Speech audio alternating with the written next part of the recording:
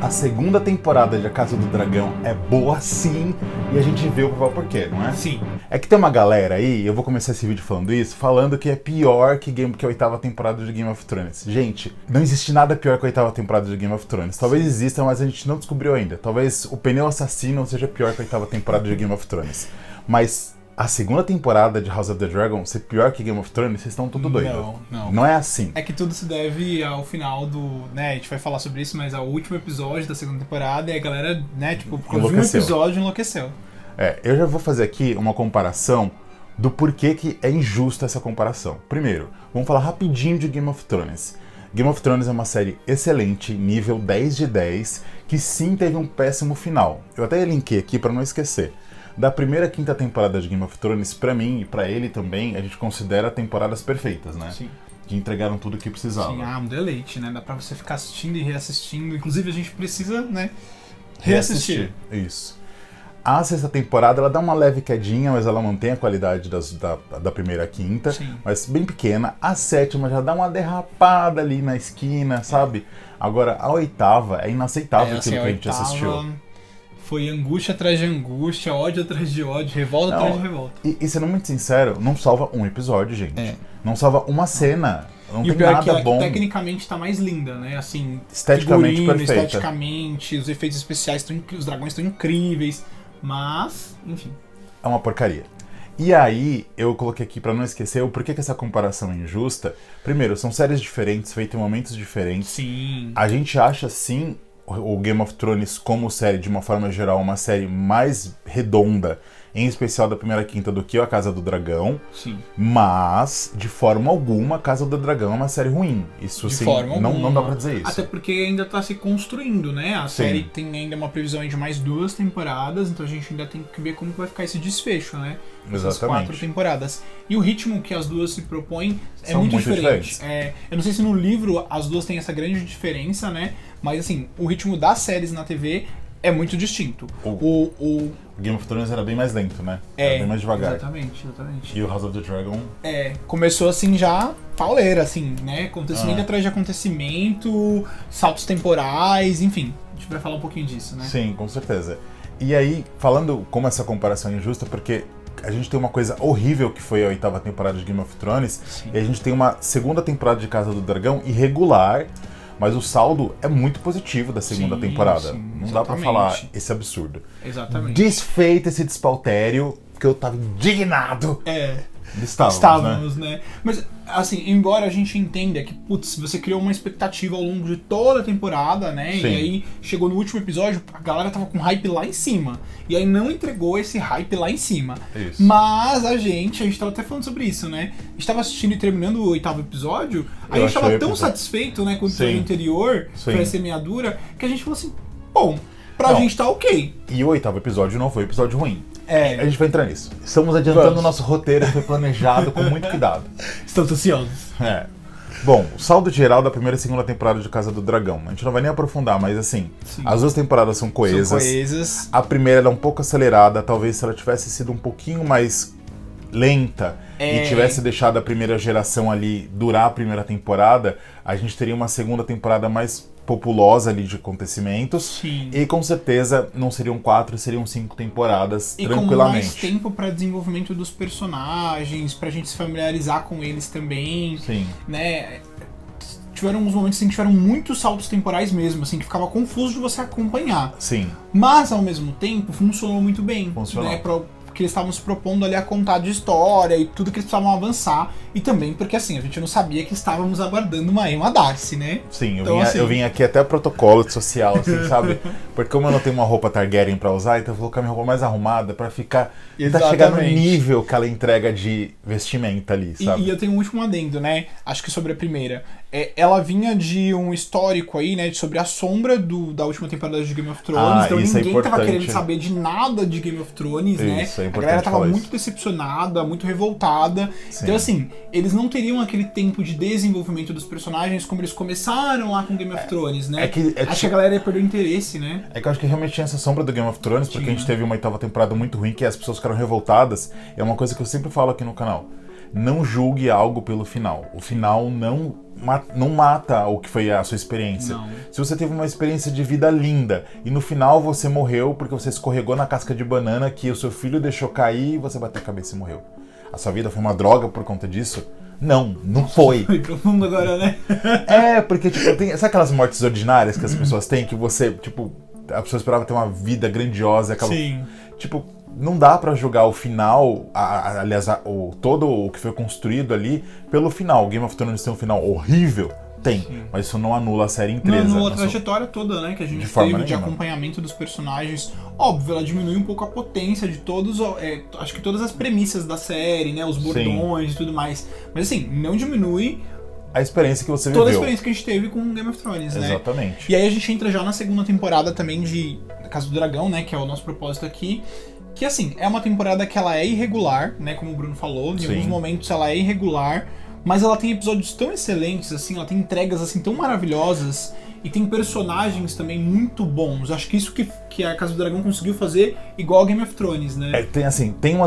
Tem um ponto que é essa segunda temporada ela ficou um pouco mais lenta que a primeira. Sim. Então isso atrapalhou o desenvolvimento da segunda temporada, porque a segunda ela foi um pouco mais lenta e tiveram alguns acontecimentos ali que você fala, tá um pouco chato. Sim. Mas a maior parte deles são muito bons e, como você disse, a gente tem excelentes atores. Sim. Ali, né? Tem umas barriguinhas ali, né, que acabam atrapalhando. Talvez se tivesse dado uma enxugada, a gente teria mais tempo pra desenvolver esse último episódio, né? Sim. Eu diria que até se tivesse mais um episódio, não precisava nem ser 10, podia ser 9. Porque o planejado eram 10 episódios. É. A gente não sabe em que momento que a HBO chegou lá e falou, galera, corta 2. Não sabe se já tinham gravado esses 2 ou se estava só na fase de roteiro, mas de qualquer forma isso atrapalhou porque a série já tinha iniciado a pré-produção. Então é bem complicado. Exatamente. Mas assim, se tivesse talvez esse 9º episódio, né, acho que já entregaria parte dessa batalha, talvez uma batalha com o dragão. Enfim, essa discussão vai perdurar aí pelos próximos 2 anos, né, que é quando a previsão que sai a 3ª temporada. Isso. A gente não sabe se foi exatamente porque estava no roteiro, se foi também porque teve, né, uma limitação aí de orçamento da série, até porque, né, a gente sabe que algumas coisas são muito caras, né? E a série tá incrivelmente impecável. O que tá se especulando é que houve uma limitação por conta de orçamento. Então, peraí, não dá pra fazer 10 episódios, vamos colocar 8. E o último episódio, que poderia pelo menos, se tivesse tido uma batalha de 10 minutos ali no último episódio, a galera tava aqui, ó, soltando rojão. Tava super feliz, porque aquele episódio que... Tem spoiler, né? Aquele episódio que morre a Rhaenys, que você sofre horrores, a grande coisa ali acontece muito próximo do final. Sim. E assim, ficou todo mundo soltando rojão de felicidade. É o que teria acontecido se tivesse tido uma batalhazinha ali pra agradar a galera. Agora eu tô aqui pensando, eu não me recordo, mas nesse último episódio que o Aemond queima aquela cidade... No último. Então, de repente se tivesse mostrado ele queimando a cidade enlouquecidamente, sabe assim, impetuoso, destruindo tudo, e aí pulasse pra, tipo, a preparação da guerra, vai acontecer e tal, talvez eu acho que a gente terminaria com uma sensação de, tipo, putz, alguma grande coisa assim aconteceu, tem um gancho ali, né? Mas é isso que me irrita, porque o último episódio, ele teve grandes acontecimentos. Teve. Ele foi juntando vários arcos que estavam separados, foram acontecendo. Mas ali. Ele não entregou o que a gente esperava, né? Não entregou a batalha. Então esperava dragões. Sim. Mas queria ver Dracarys pra todo lado. Se tivesse mantido o episódio do jeito que ele tá, e acrescentado a batalha de 10 minutos ali no final, tava todo mundo feliz. Sim, tava. Ou o Aemond, acho que queimando a cidade. Resolvia. Soltando uns Dracarys lá na cidade, acho que resolvia. Mas a gente tá muito cruel, né? Uma outra coisa que é muito importante citar dessa temporada, desses pontos baixos, né, que a gente vai comentar, que é a saga do Daemon.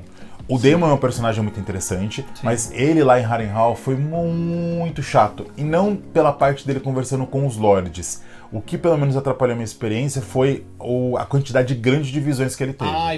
Foi muito chato. Foi bem cansativo. Parecia que ele não avançava em nada. Isso. E aí ele ficava naquele dilema das visões e ao mesmo tempo continuava com a mesma personalidade. Parece que ele não aprendia nada. Enfim, algumas visões são até interessantes, mas ficou muito repetitivo, com aquela coisa cansativa. Você ficava, gente, eu não quero estar vendo isso aqui. Eu quero ver guerra, eu quero ver dragões, eu quero ver a discussão política. Eu tô cagando pro Daemon, né? Embora o personagem seja incrível. Sim, mas o personagem é muito bom. Mas acho que o problema é cagando pro Daemon na situação que ele tá. Isso, o personagem nesse lugar. É bom. Exatamente, nesse lugar. Acho que outra coisa que ficou ruim foi a Alicent, né, um pouco de lado, né? Sim. Ela ficou meio assim, sumiu um pouco da série e aí perdeu um pouco dessa... Acho que pompa dela, né? Do poder que ela tinha ali, ela foi perdendo essa influência. E ao mesmo tempo foi parecendo que ela ficou meio jogada ali mesmo, né? Ficou, até teve aquele passeio de camping que ela fez lá. Do nada, né? Vou fazer um camping. Ai, gente, eu preciso refrescar a memória. Mas um outro ponto também é a Rhaenyra ficou um pouco perdida no começo da temporada, ok? Ela tinha perdido o filho. Então foi o último grande acontecimento da primeira temporada, foi a perca do filho dela. Então a segunda começa com luto. Ela começa em luto, né? Perdida realmente. Sim, mas e faz sentido. Na nossa opinião, né? Acho que isso que a gente precisa deixar muito claro. Na nossa opinião, isso passou um pouco do ponto, assim. Não, acho que chegou um momento que ela já tinha vivenciado esse luto. Isso. Já estava na hora de ela entender um pouco da estrutura política do que estava acontecendo ali. Isso. De ela realmente tomar as ações. De ela realmente começar a exercer as coisas. Por exemplo, um dos pontos que nos incomodou, né? Foi a emissária. Eu esqueci o nome dela. Acho que é emissária. Acho que é emissária. Foi a emissária ser sempre aquela mulher que deu as ideias pra ela. Sempre foi a emissária. Sim. Beleza, acho que algumas das ideias sim, mas outras... Será que não podia ter partido da Rhaenyra? Ela não podia ter associado e, putz, eu vou seguir com essas ideias? Sim. Então acho que isso faltou um pouco, assim. Eu sei que nos livros ela é assim, ela tem muitas influências dos outros, né? E todos os reis são meio que assim, né? No Game of Thrones. Mas eu sinto que a Rhaenyra, a personagem, ela é muito potente, assim, sabe? Sim. Então, talvez se ela tivesse tido mais ideias, né? De ela... ter seguido com as ações. É que eu acho que ficou complicado, porque como ela ficou ali sofrendo bastante, aí passou o sofrimento, aí ela ficou na dúvida, o que eu faço? Ela não queria guerra, a gente entendeu que ela não queria guerra. Eu concordo com ela, também não gostaria de ter guerra, mas ela ficou perdida demais até nas ordens do que ela deveria dar. Ok, isso. Faz parte, o personagem não era a rainha, tá aprendendo a lidar com isso agora, mas ainda assim ficou cansativo. Sim, sim. E aí eu sinto que talvez, na minha visão, isso é prejudicado um pouco porque a série de A Casa do Dragão já é um pouco mais acelerada. E aí no Game of Thrones a gente tinha esse tempo de desenvolvimento dos personagens, a gente tinha esse tempo de ver essa parte da política sendo desenvolvida. Mais bem desenvolvida. Né? Que é desenvolvida, mas não tão bem desenvolvida quanto Game of Thrones. Tem que dar uma acelerada. Então tem alguns momentos que eu acho que, tipo, faltou ela ter esse espaço pra ela desenvolver. Você vê a Rhaenyra mesmo como uma rainha, quem são as casas que estão apoiando ela, essas casas aparecendo. Só que não teríamos tempo pra isso, né? Até porque... O mote, assim, os principais mesmo da série são os Targaryen, né? Então a gente acaba não tendo tanta importância aí pras outras casas. Mas enfim, passa, né? Acho que é um ponto que passa. E uma outra coisa que a gente listou aqui, que incomodou bastante a gente, foi a facilidade de entrar e sair de King's Landing. Quais são as situações? A primeira, a Rhaenyra chegando lá no septo de Baelor, e ela... a cena ficou engraçada, tem gente que odiou essa cena. Eu não achei a cena odiável, embora engraçada em alguns momentos. É que eu gosto muito quando as duas se encontram. Sim, mas as duas têm uma sinergia incrível, né? Mas é uma coisa que me incomoda na série, é isso de... muito facilmente, a cidade estava fechada, como que ela entrou tão facilmente a Rhaenyra lá? Ninguém viu a Rhaenyra. Ok, ela tava com aquela roupa, mas é incômodo. E também um outro ponto que foi ruim foi tanto o gêmeo do mal, o gêmeo verde, entrando lá em Dragonstone, ok. Pode ser que ele tenha entrado porque ele era o gêmeo, as pessoas confundiram ele. Mas assim, além de ser muito rápido a viagem da galera agora, tá muito, tipo, fácil. Ele entrou facilmente ali. E eu fico pensando que eles estão em guerra, né? Sim. Você tá em guerra, tipo, como que não tem ninguém vistoriando? Mas ao mesmo tempo, parando pra pensar agora, eles querem passar essa sensação de que assim, você não pode confiar em ninguém, que era também o que a gente via em Game of Thrones, né? Mas é que eles não mostram, né? É. E outro ponto é a Alicent entrando lá no final da temporada. Foi maravilhoso o encontro das duas no último episódio. E a proposta dela. Sim, o finalmente, né? Depois de 2 temporadas ela... porque assim, se você tá do lado ela assumiu que ela Alicent, fez merda, que ela é uma cuzona. E se você tá do lado da Alicent, você tá errado. Você tá errado. É a Rhaenyra que acerta. Sim. Quer dizer, nenhum dos dois lados está certo, né? Não, mas tudo escroto. Mas a gente passa um pano pra Rhaenyra. Passa pano pra Rhaenyra. Passo muito. Passo pano, passo blazer, o que ela quiser. Sim, Rhaenyrinha a gente passa um pano. Mas enfim, o diálogo das duas ali foi maravilhoso, mas foi muito ruim essa invasão muito fácil. E o final da temporada, que deveria ter tido uma batalha, que é o que a gente comentou, que ficou faltando isso ali. Faltou. Mas foi o único ponto. Faltou. Mas assim, eu terminei muito satisfeito. Acho que como toda a temporada, mesmo com essas pequenas inconsistências, ela entregou muito, a gente teve bons episódios, a gente teve bons momentos, eu terminei satisfeito, assim. Primeiro, o que ficou bom? Tudo! Agora, acho que é tudo isso, que né? não ficou ruim, ficou bom. Acabou o vídeo, acabou, gente. Brincadeira.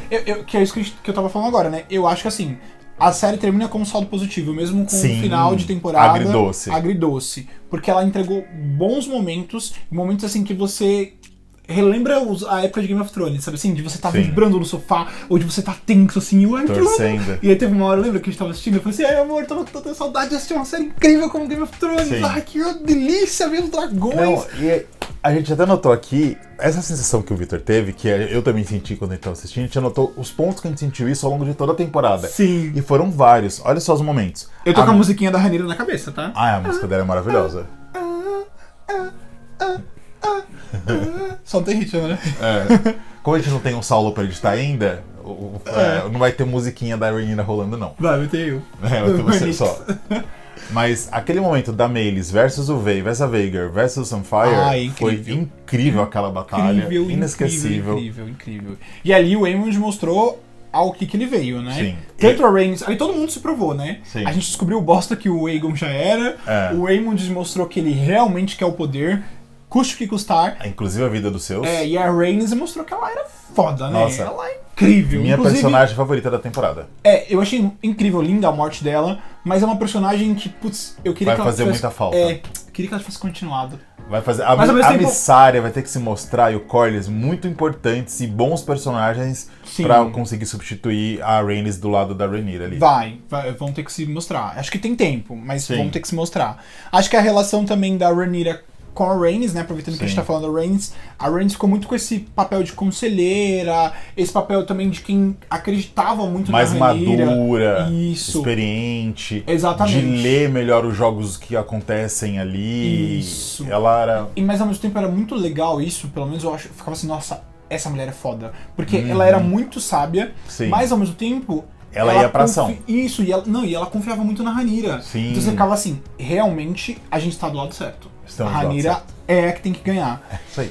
Né? Então acho que, assim, Rhaenys eternamente no nosso coração, muito. A rainha que nunca foi. Isso, mas pra gente ela foi. Os diálogos da Rhaenyra e da Alicent, por mais que tenham sido poucos, foram só 2, mas são muito bons, é uma coisa que a gente não pode deixar de esquecer. Sim. Acho que na verdade os diálogos não só delas, mas de modo geral os diálogos em que elas participam, né? Sim. Por exemplo, aquele momento que a Alicent tá vendo que o Aemond, tipo, vai tomar o poder. Isso. E aí que eles começam a discutir ali no pequeno conselho e, tipo, tá todo mundo cagando pra ela. Tipo, e ela tenta falar e o Aemond é um escroto com ela. Ela não tem poder algum ali, né? Então foi, tipo, acho que ele foi um dos momentos que ela caiu na real, né? Isso, ela tomou um choque de realidade. Que ela viu que ela tem filhos psicopatas. Exatamente. Acho que a semeadura, né? Não tem como não falar desse episódio. Esse episódio foi, assim, incrível. A Rhaenyra terminando o episódio falando assim, então vamos montar um exército de bastardos. E aí o episódio seguinte, todo mundo sendo queimado pelo Vermithor, o Vermithor gigantesco. Antes do Vermithor queimar todo mundo, saudável. Aquela cena que ela fala Vermithor, ia falar lá em valeriano pra ele vir, né? Ele chega atrás dela. Esse episódio é maravilhoso, ela abandonando. Pronto. O dragão, eu já conversei o que eu tinha que conversar com o dragão, agora é com vocês. Se virem, morram queimados. Maravilhoso. Outra escrota, mas adoramos ela. Outra escrota, foi aquele momento que eles falam assim, opa, acho que é na hora de eu passar um grande pano aqui. Eu vou passar bastante pano. Mas assim, eu queria fazer um comentário, a gente fez um reel sobre isso. Essa cena, eu vou até deixar aqui no vídeo aparecendo pra vocês, é uma cena que teve muito significado, porque ela ficou aliás, ela perdeu o trono dela por conta da Alicent, aí ela ficou a temporada inteira tentando ver como ela ia dar uma volta nisso e sem fazer uma guerra. Aí ela foi e parou ali na frente do dragão, né, do Vermithor, e ele aparece ali atrás dela. A cena se assemelha muito à cena da 8ª temporada do Game of Thrones, da Daenerys parada ali no castelo. E o Drogon, né? Depois que ela queimou a cidade inteira, aí ela para ali, ela olha pra tudo e ele abre as asas atrás dela. Esteticamente, as duas cenas são muito bonitas, muito bem feitas. Mas toda a parte de significado que envolve as cenas é muito diferente. Muito diferente. Dentro do House of the Dragon, essa cena, ela tá assim, imbuída de vários significados. E assim... Ela arremata tudo que tá sendo construído. Exatamente, ela faz sentido. E mesmo que o Vermithor não seja, né, o dragão da Rhaenyra, ele não seja eles nem são subservientes a ela, né? Aos donos ali, né? Aos montadores. Mas tem uma boa relação. Mas mesmo que ele não tenha uma ligação ali, né? De que ela pode montá-lo, ele ouviu ela, que ela é uma Targaryen, né? Então, tipo, ele se acalmou e, tipo, ele meio que disse ali, tá bom, vamos ver. As cartas foram jogadas na mesa, né? Vamos ver o que vai acontecer. E esse episódio foi muito tenso, né? Porque teve uma hora que a gente falou assim... Não, calma, você tá fugindo do assunto. Aí a gente não continuou de fazer a comparação. Tá acelerado, igual a primeira temporada. E já olhando pro Game of Thrones, aquele episódio extremamente... Aquela cena que é linda é extremamente vazia de significado, porque ali não acontece nada. Só aconteceu a louca botando fogo em tudo, que ficou louca do nada. Gente, não faz sentido. Essa cena que eu até cortei da minha mente, né? Eu nem queria lembrar disso. Porque aquilo é esvaziado de significado. É bonito, mas não faz sentido nenhum. É lindo. Isso é lindo, mas faz sentido. Exato. Então tá perfeito, tá então, redondo. Dobra, fechou o valor, o arco. Né? E isso é muito mais impactante. Sim. O Vermithor queimando todo mundo, como a gente já falou, né? Eu tava falando. É horrível falar isso, mas eu, nossa, incrível, adorei ele. Incrível. Ele abrindo aquela bocarra dele. A beleza daquele dragão, o fogo, a jovialidade dele, porque ele é antigo, mas ao mesmo tempo ele é um dos dragões mais velhos, mas ele ainda tá novo. Ele tá na flor sabe, da potência dele de destruição. E ela falando Vermithor é maravilhoso. Vermithor. A qualidade do roteiro é uma coisa que a gente colocou aqui, a gente não pode deixar de falar. Embora tenha uns momentos complicados ali na segunda temporada, até na primeira tem uma coisa ou outra, a maior parte dos diálogos são muito bons e o roteiro é muito bem escrito. São muito significativos, né? Às vezes o personagem fala uma coisa, essa coisa tá acontecendo lá do outro lado, ou às vezes uma cena acontece e ela é muito simbólica, né? Isso. Tipo, tudo que está em volta do que tá acontecendo, né? Aquele episódio dos ratos, né? Que mataram o bebê da... Exato. Qual é o nome dela? O bebê da Halina, né? Isso. Eu não sei falar, é Relina. O nome dela é bem difícil de pronunciar. E tipo, no começo do episódio ela fala, nossa, os ratos aqui incomodam. E depois quem que vai matar o filho dela é uma pessoa que é responsável de eliminar os ratos, né? Exato. Então, isso não só de um episódio dentro do mesmo episódio, eles têm links que eles fazem entre outros episódios. Esse é um dos pontos importantes que a gente tem que assistir isso sem estar com o celular na mão. Sabe? É se concentrar no que a gente tá assistindo ali, porque a série vai entregando, a gente tem que prestar atenção no que tá ali. E é até legal, assim, quando estiver saindo a terceira temporada, reassistir, pra relembrar se der tempo, né? Sim. Porque você perde muita coisa, né, com o tempo. Ou assim. então pegar alguns resumos que saem na internet, né? Se eu não me engano, o PH lançou resumo, acho que o Michel Arouca, Carol também. Então algum deles aí lança resumo, até a HBO às vezes coloca, não sei se teve dessa série, mas colocava o resumo, então é legal pra você dar aquela revigorada de tudo que você esqueceu. Eu acho que toda a produção da série, né, então toda a parte de figurino da série, gente, os figurinos estão impecáveis. Ai, gente, as roupas da Rhaenyra eu queria do comprar Corlys. um guarda-roupa delas, assim, pra passar os dias trabalhando, andando com aquela roupa. Nossa. Nem dá pra andar com aquelas roupas aqui em São Paulo, né? Mas... As roupas, pra mim, o meu figurino favorito é os figurinos do Corlys e o da Rhaenyra. São incríveis, assim. Sim. Maravilhosos. Sim, são incríveis. Os da Alicent também não é muito assim o nosso estilo, mas impecáveis também, né? São muito bonitos. O da Baela também tava muito bonito. São bem legais. Os do Aemond também. A armadura do Daemon é linda. A armadura do Daemon é linda. Linda. Nossa, acho que é uma armadura assim incrível.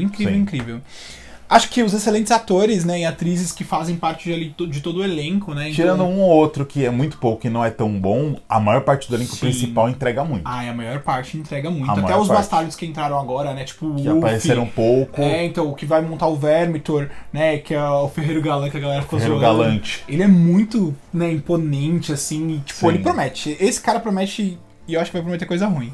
Mas enfim, a gente fala disso na terceira temporada. E os efeitos especiais incríveis, né, gente? Porque quem vem de Game of Thrones, sabe que Game of Thrones demorou um pouquinho, né, pra começar a ter uns... Os efeitos especiais realmente bons. Isso. Mas a história era tão bem, assim, casada, que a gente ignorava, então a gente nem percebia isso. Se você pega a primeira temporada de Game of Thrones, você vai reparar tanta parte de estrutura do que eles mostram, é tudo com muito cuidado, porque eles não têm, tipo, tanto espaço pra mostrar tanta coisa, exatamente. Não tem tanto efeito especial. Hoje se você pega, você nota isso mais, né? Na época era tão incrível o roteiro, era tudo tão casadinho. Sim.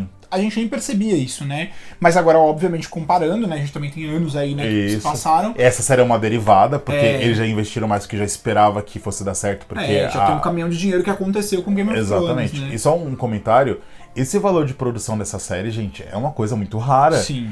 A escala de produção, a qualidade, isso é coisa de cinema. Filmes, né? Isso é coisa de cinema, sabe assim? Então, tipo, ok, tem na verdade, melhor até do que muitos filmes que estão no cinema. Exatamente. Né? Melhor do que muitos filmes da Marvel aí, que tem 250 milhões de orçamento, pra um filme de 90 minutos entrega uma porcaria. Mas não vamos entrar nesse assunto. Da Veigar, a primeira vez que a Veigar... Não é a primeira vez, mas uma das primeiras vezes assim, que a gente vê o tamanho mesmo dela comparada a outras coisas. Na primeira temporada, nossa. Nossa, da Veigar aparecendo, assim, o castelo, e aquela chuva, e o trovão, e aquela criatura saindo de trás do castelo. Ai, que gigante. Cena maravilhosa. Inclusive, eu preciso achar uma proteção de tela do computador dessa Veigar. Mas enfim. Vamos agora estamos chegando no finalzinho do vídeo. Deixa seu comentário do que você achou da segunda temporada aí pra gente. E o que fica, né? Dessa segunda de expectativa do que precisa se desfechar ali na terceira, né? O que você gostou, o que você não gostou, pode ter sido diferente da gente.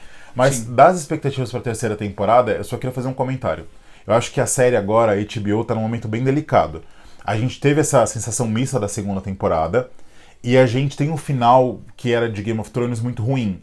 Então, quando eu vi a primeira temporada de Casa do Dragão, tava todo mundo assim, opa, será que vem coisa boa aí? Dá um pouco de medo.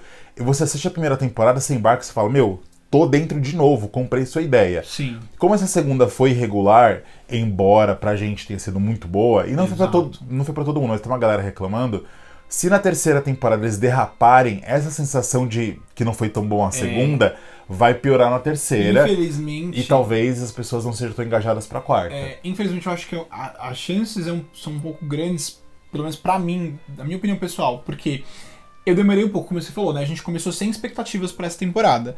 Então a primeira temporada, a gente gostou, não tava com expectativa nenhuma, entregou tudo aquilo, eu falei, nossa, que incrível. E pra essa a gente viu nessa segunda, fúria, empolgadíssimo. Já vim empolgado. Só que eu ainda tava contido. Só que conforme os episódios foram acontecendo, os dragões foram aparecendo, aí eu já fiquei enlouquecido. Então terminou, eu estou com um hype ainda lá em cima. Então na terceira... E aí, eles têm, assim, uma grande tarefa, porque eles vão começar a terceira já começando uma guerra. Olha, se essa terceira temporada não começar com essa guerra que se prometeu, eu acho que eles vão... Então, a guerra vem por aí? Vem. E aí, depois da guerra, o medo depois da guerra, o que você coloca que vai, tipo, continuar mantendo as pessoas entretidas eu acho que interessadas, assim, né? A gente não lê os livros, então a gente não sabe. Eu só li os do Game of Thrones, não li Casa do Dragão. Mas assim, o que a gente sabe, o que a gente espera é que, o que eu imagino... é que a série vai fazer essa guerra na primeiro, segundo episódio, e acho que o terceiro episódio vai ser a hora que eles vão entender que, acho que fizemos um massacre aqui, não resolvemos muita coisa, talvez a gente tenha uma mudança de lado aí. Eu acho, a gente estava discutindo, né, que pelo menos ou o Wolf ou o Vermitor vão trair a Rhaenyra. Certeza. Mas eu fico pensando, acho que talvez o cara que monta o Vermitor não, porque ele é muito grande e a Vhagar também é muito grande.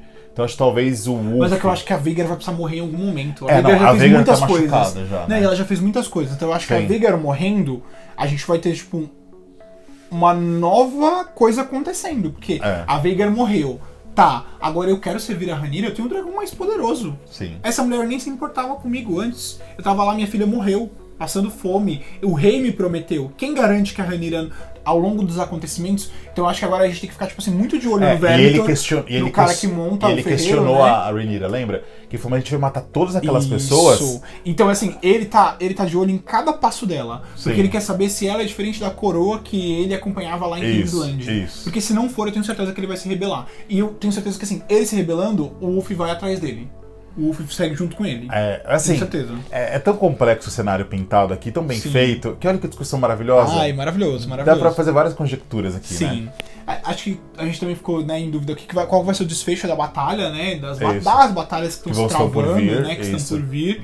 Então, precisa acontecer, né? Algumas batalhas precisam ser mostradas. E não dá pra ser batalha a temporada inteira, porque não tem orçamento pra isso e ia ficar cansativo. Então eles vão ter que trazer a parte política também depois das batalhas. Então, fazendo uma coisa bem amarrada, olha, vai ser chuchu beleza, assim. Vai ser assistindo assim, só chorando de alegria. E aí o que não quer calar, né? O tratado da Alicent com a Rhaenyra vai dar certo? Eu acho que não. Eu também acho que não, né? Vai chegar lá, até parece que a Alicent vai conseguir domar o Aemond. Até parece.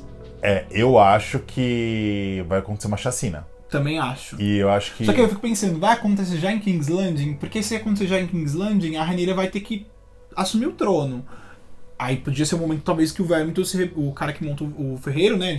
Péssimo, esqueci o nome do moço. Mas que monta o Vermitor, de repente, se rebele, né? Não sei. Enfim.